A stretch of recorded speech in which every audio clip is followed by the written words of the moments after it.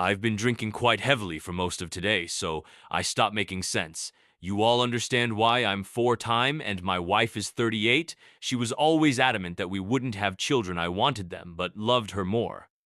Then the idea of becoming a father. We met when I was 20, and she was 18, and were married by the time I was 22. She came from a very privileged background, and her parents did not approve of me.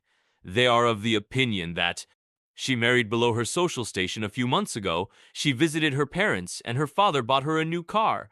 Her parents have serious money, and I trusted her, so it wasn't something that I questioned. She's always received gifts from her father over the years. Why would this one be any different a couple of weeks ago? She told me that she was pregnant, and I was ecstatic, happier than I've ever been, but it didn't last long. I got a call from a friend, and he told me that he'd seen her with her brother-in-law while she was visiting her parents. She hadn't told me that she'd seen him. They've always had a weird dynamic that made me uncomfortable, but I consoled myself with the view that she had chosen me. My friend sent me some pictures, and it changed things. The images showed a couple that were very close. The image showed them gazing and holding each other, the intimate gestures of ones familiar with each other, her gazing at home with a look that I had hoped was reserved for myself. His hands were in her hair as he kissed her. Turns out it's more than likely he bought her the car. I confronted her about it and asked her what happened. But she lied, told me she hadn't seen him, told me that I should know the score between them and that she has to be civil.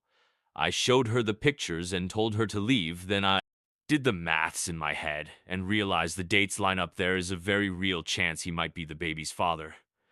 Today I asked her for a DNA test, but she exploded at that. The thought of subjecting her baby to a test, but without one. I'll never accept this child as mine. This whole ordeal has made me reconsider my marriage. Not only that, but how honest she's been throughout it. How many of the gifts that she's received over the years have actually been from her father. Has she just spread her legs for any man who bought her something nice? Have I quite literally married a? I've sent her sister the pictures, not for any noble reason of thinking that she should know I want to hurt my wife and brother-in-law. And that's the best way I know at the moment. On Monday, I think I'm going to talk to a lawyer and set the divorce proceedings in motion. I need her permission for a DNA test. She's made it clear that she won't give it. The next step is I get a divorce and lose half my stuff. Infidelity doesn't matter as much to the UK courts. Update. I've not spoken to my wife in close to 10 days. She has sent me some messages and left voicemails, but I haven't responded to any of them. I have made my position clear to her. When she agrees to a DNA test, I'll talk to her. Not before. I spent Christmas with a close friend, and he gave me some advice about what to do with my future. I used to row and box in my early 20s, and I plan to start doing that again. I'm also giving up alcohol for the foreseeable future. It doesn't do my mental state any good. I have an appointment with a lawyer and a therapist. Next week, I plan to get myself sorted mentally, emotionally, and legally so that I don't get two in the coming months. Whether or not I get divorced in the end, I need to know my options and the consequences. I've spoken to my sister-in-law on a few occasions, and she's going down a similar route to me and filing for divorce in the new year. Her and my brother-in-law have a young daughter, so life is going to get quite complicated for them.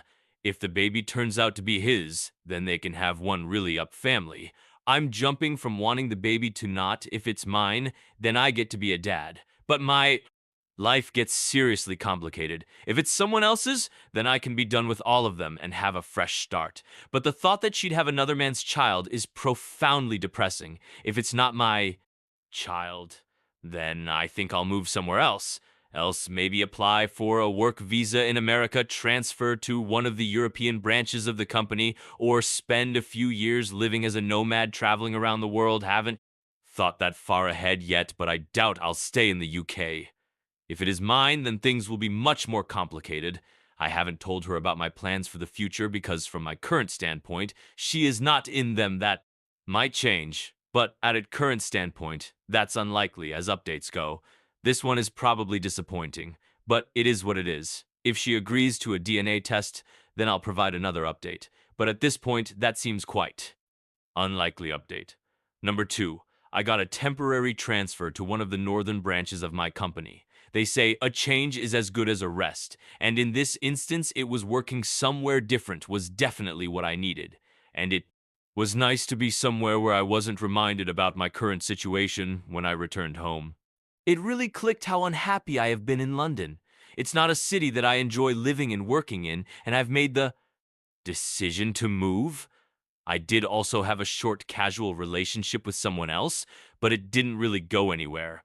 I thought some meaningless sex would help, and during the act it did, but afterward I always felt guilty, so I stopped.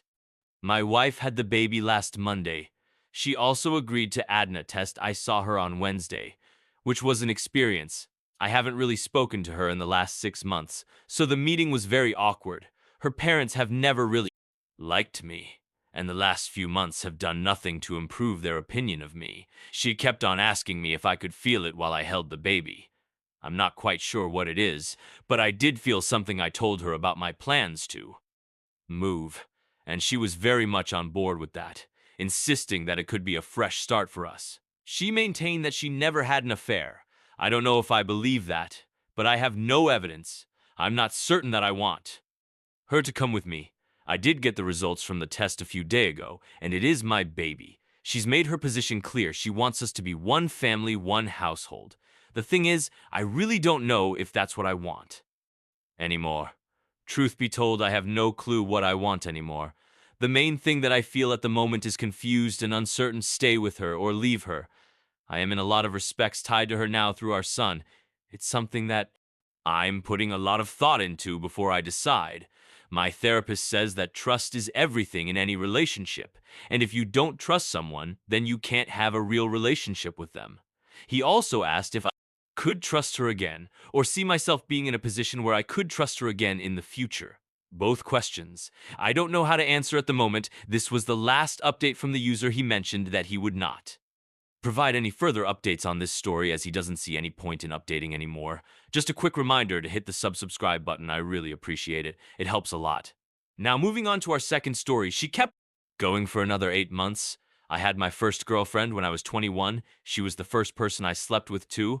I loved her. We got engaged and married and moved in together over a 6.5-year relationship. I started getting suspicious of her and one of her workmates who was extremely clingy towards her.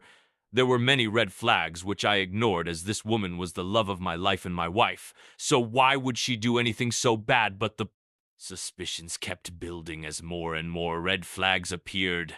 I confronted her about these things like him and her messaging constantly. I saw many messages from him to her with rows of heart emojis, how she would always favor going places with him over me. Even when I specifically asked if we could go together, she took him to a bird park that I loved to go to. She had him over for one night when I was away, and the bed sheets were in the washing machine when I got home. I had enough on New Year's, when she was purposefully being distant from me like I was a bad guy or I had done something wrong. I took her phone and found her messages with him that night, confessing to each other how much they loved each other. Obviously, I felt destroyed, but fool me, attempted to keep our relationship going. I found they had been sexting each other a few weeks afterward as well, and after a massive argument, she promised to change. Fool me. They continued their thing till August, when I found them out again. Before then, there had been instances where she was purposefully distant to me, and behold, it was because she was doing things with him. Suspicion crept up again as she went to the gym 3 to 4 times a week but only had one gym wear in the wash by the end of it. She never was tired or did her fitness change. I demanded a divorce when I found out that she had named a star after him for his birthday, which was just a week or so before mine. As I had enough, she lied to friends and family about what had happened, stating that we were just getting distant. They wanted different things. I retaliated by throwing everything on a Facebook post, including her confessions for the other guy, the naming of the star purchase, and photos of them out on trips, which I had no clue of. I will admit, not my best moment, probably not fair either. After the divorce, I said I never wanted to hear or speak to her again. This was around 2 years ago. During that time, she messaged me twice, and both times I have completely ignored her, but I keep the evidence of what she did safe, just in case she tries anything honestly. For my first real relationship, it was a roller coaster. 4 months later, 4 days before Christmas, I lost my job and my house and moved back into my mother's. A few Years later, I'm back on my feet with a new job looking for a new house and got back into my karate. I'm in a kata squad now. Back in touch with lots of friends in the end, I would once again request you to subscribe to my channel. The goal is to reach 1,000 subscribers, so hit that red button.